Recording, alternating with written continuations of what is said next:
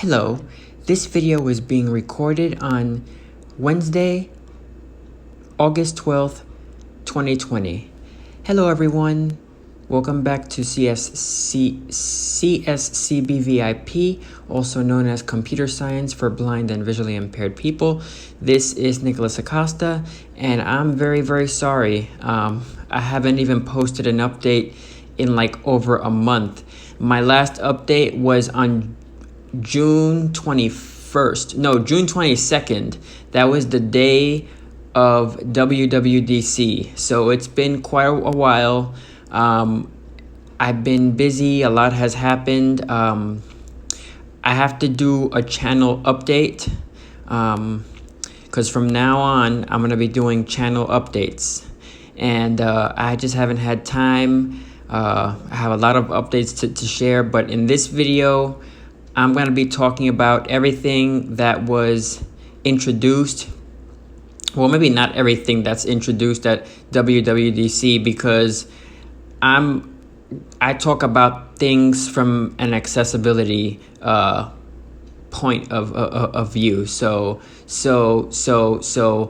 when I on this channel, being that this is a computer science for blind and visually impaired people, I plan to talk about accessibility as much as possible, different pieces of software, programming languages, operating systems, you know, smartphone applications, whatever, desktop, laptop, and anything, as long as it involves a screen reader or whatever. That's what I talk about on this channel. But if you want to learn more about what was announced at WWDC, Apple's Worldwide Developers Conference, you can, there are plenty videos that you can look at on YouTube. You can go on apple.com and learn what's new in iOS 14. Mac OS, I thought it was going to be 10.16, but I guess Mac OS 10 is gone, because now it's Mac OS Big Sur 11.0. So that's pretty cool. And Watch OS 7, tvOS 14. I think it is Is it tvOS 14? Yeah, I think it's tvOS 14. And yeah, there's just been several updates. But before I go into WWDC, I need to talk about iOS 13.6, which was released on July 15th, on Wednesday, July 15th. And 13.6 fixes a bunch of known issues that have been going on in iOS 13 in general. So 13.6 also introduces features and fixes or introduces security updates to fix problems, security issues. But this also fixes bugs and improves the stability and the performance of your device. So, and I just want to let everyone know before I go further, I'm sorry if my screen is black right now. I'm actually, I know I shouldn't be recording things like this, because no one could see my face. It's just like a black screen, or I don't even know the color of it. But I'm trying to invest in a video camera, a camcorder of some sort. I heard that there was a voice-activated one. Still trying to figure out what it's called. Maybe there are a few, but I follow another visually impaired YouTuber by the name of Alyssa Jean Hicks. And she was talking about a voice-activated video camera that she just got a few weeks ago. I think it was well, maybe in June or sometime last month. I forgot, but it was a voice activated camera, and I'm still trying to figure out which one I'm gonna get. But anyway, moving on. I just apologize for the blank screen. 13.6, it introduces digital car keys, so you can use your iPhone as a car key, a digital car key. You can lock and unlock your car. You could start it up.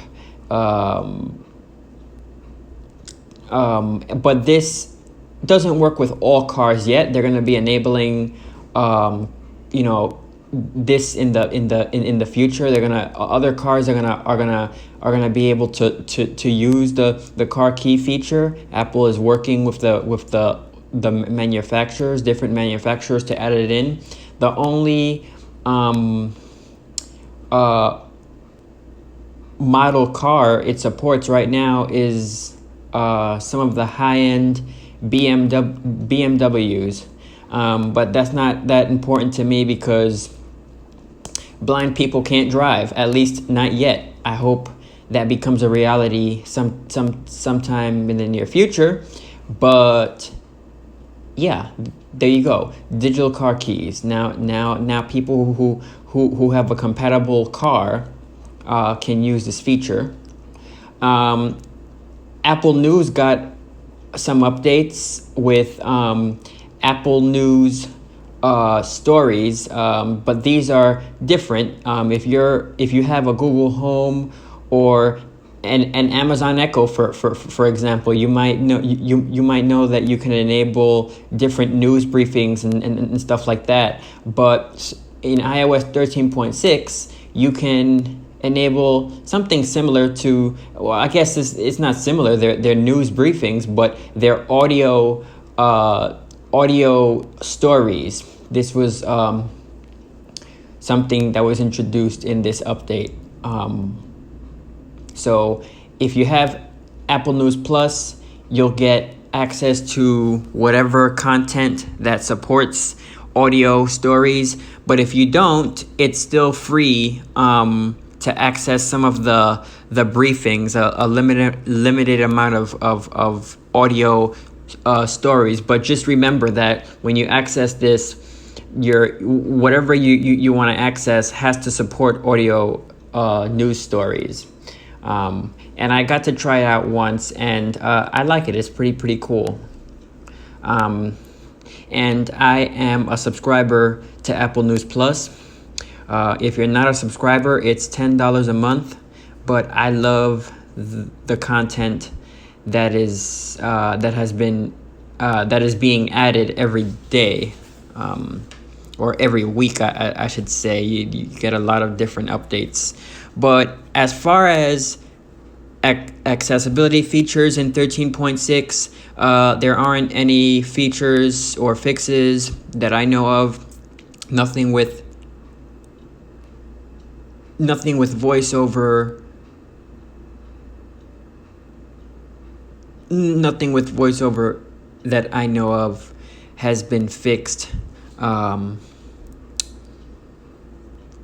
But yeah, I mean, 13.6, I installed it on my device. Before installing, I had 4.86 gigabytes of storage. After upgrading, I had 6.5 gigabytes, so I gained quite a bit of storage back after updating. I remember prior to installing 13.6, other versions of iOS 13 were just taking up so much space. But obviously, I guess Apple did something, and this update cleared out the cache files and just whatever cookies or anything from the internet, whatever was stored in the device, maybe old application cache data, whatever has been, it was removed after updating. So it was a fresh, clean install.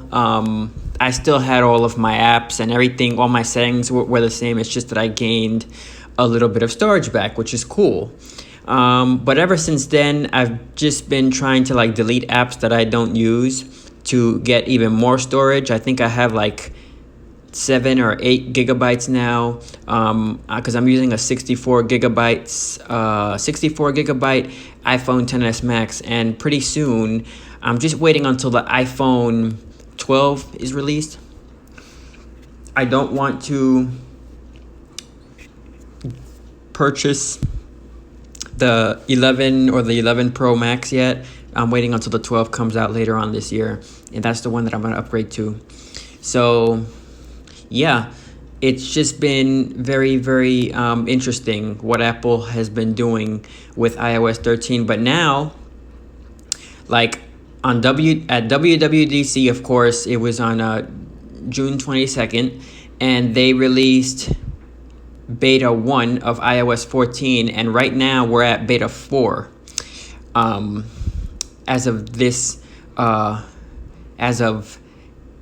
8/12/2020, we are in iOS 14 beta 4, and they've just been making improvements, fixing a lot of known issues. Remember, these are all beta versions, but you can now install the public beta on your device. I wouldn't recommend you doing this unless you have another like an old device, an old iPhone, an old iPod Touch, an old iPad. But don't install these beta updates, these beta operating systems to your regular devices that you use every day, like your iPhone, especially on the Mac OS 11, Mac OS Big Sur. Do not install Big Sur on your computer, on your daily driver. Do not do that. If you have another computer, or like I said, an older iPhone that can support iOS 14, an older iPad, then you install it on there. Now, talking about supported hardware, the iOS 14 will support all devices that are able to run iOS 13. So if you have an iOS 13 device, if you have a device, or if you have an iOS device or a Mac that's capable of running 10.15 Catalina, or an iPhone or an iPad running iOS 13, you'll be able to get iOS 14 without a problem. So now moving on to WWDC, there are a lot of improvements that are coming in iOS 14 to VoiceOver. There's gonna be features like an AI, like a screen recognition. I don't really understand what it does, but it's supposed to like make apps that are not that accessible. This AI powered. They built in this AI technology with machine learning into VoiceOver, so it'll be able to describe like images or help you navigate an app that probably wasn't made to be accessible. It'll try to do that. There's gonna be features for people who are deaf-blind. There's gonna be a bunch of things.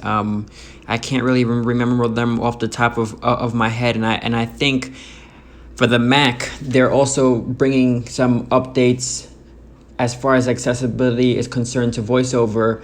But the main thing that I want to mention here, in Xcode 12, which is Apple's development software for developing iOS, watchOS, tvOS, and macOS apps,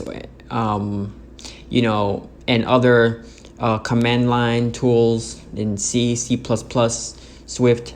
Xcode the Apple development software, Xcode 12 is gonna have some major voiceover enhancements, and they even mentioned it in they even mentioned it. AppleViz did a podcast, and they invited one of the accessibility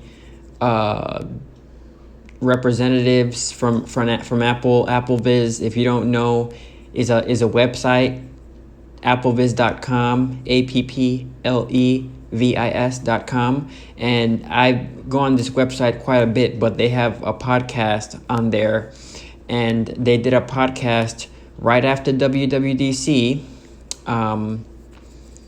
right after the Worldwide Developers Conference, and they invited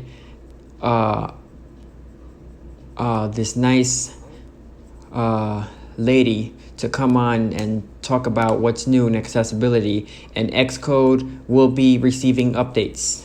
So I can't wait to try out Xcode 12, and being that I'm studying computer science, I hope that these changes, whatever they're going to be doing with voiceover, I hope things are going to be easier to navigate and use. That way I can use it to write code, to write computer programs.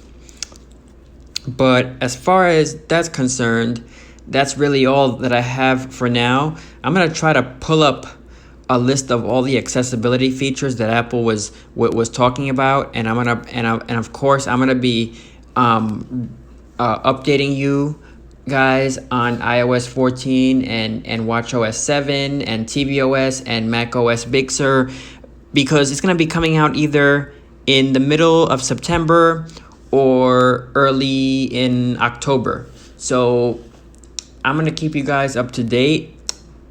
And I'm gonna be putting out some more videos. I'm very, very sorry. I'm a bit disappointed that I haven't been able to do videos, but like I said, I've been very busy with school, and now I'm gonna be starting school in another, how many weeks? Like in 2 weeks, yeah, on August 26th. So just getting ready for that, but stay tuned for a channel update. And I hope everyone is having a wonderful day, and we'll talk soon.